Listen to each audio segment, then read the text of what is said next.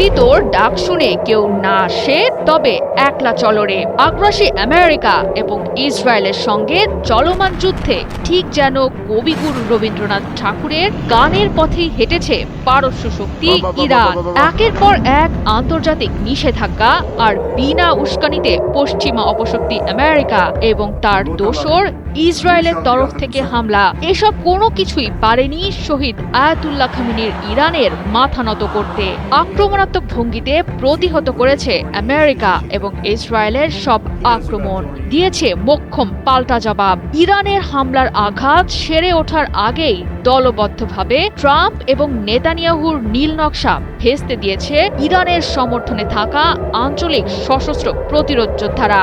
অবশেষে অন্যায়ের বিরুদ্ধে যুদ্ধে ধৈর্যের ফল পেতে শুরু করেছে ইরান। ইরানের সঙ্গে পেরে না উঠে যুদ্ধে পিছু হটার সিদ্ধান্ত নিলেন মার্কিন প্রেসিডেন্ট ডোনাল্ড ট্রাম্প।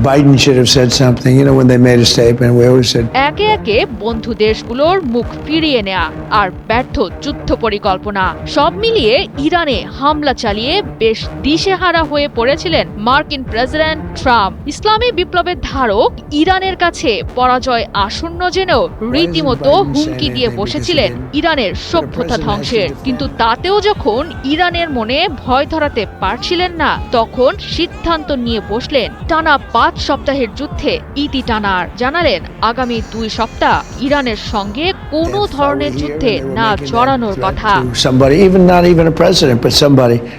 ট্রাম্পের নতি শিকারের ঘোষণায় জয়ের আনন্দে ভাসছে ইরানের অধিবাসীরা। স্থানীয় সময় বুধবার রাতে রাষ্ট্রীয় সংবাদ মাধ্যমে খবরটি প্রচারের পরই আগুনের লেলিহান শিখায় ইসরায়েল এবং আমেরিকার পতাকা পুড়িয়ে জয়োল্লাস করেছে ইরানিরা।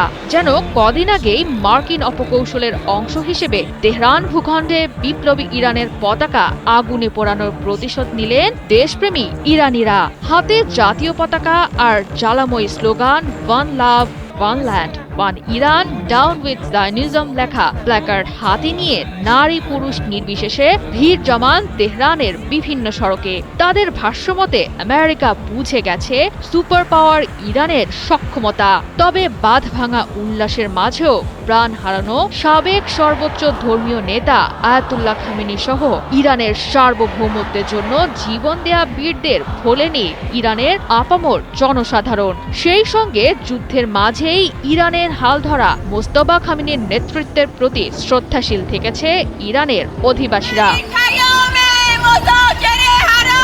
এদিকে ট্রাম্পকে অনুসরণ করে যুদ্ধবিরতির ঘোষণা দিয়েছে ইসরায়েল। মার্কিন ইসরায়েলি গণমাধ্যমে প্রকাশিত প্রতিবেদনগুলোয় বলা হয় আমেরিকার দেখাদেখি নীতিগতভাবে যুদ্ধবিরতির পথে হাঁটছেন নেতানিয়াহু। আন্তর্জাতিক কূটনৈতিক মহলের ধারণা অঘোষিত সমঝোতার মাধ্যমে ইরানের সঙ্গে বড় ধরনের সংঘাত এড়াতে চাইছে আমেরিকা এবং ইসরায়েল। জয়া সরকার, ৭১।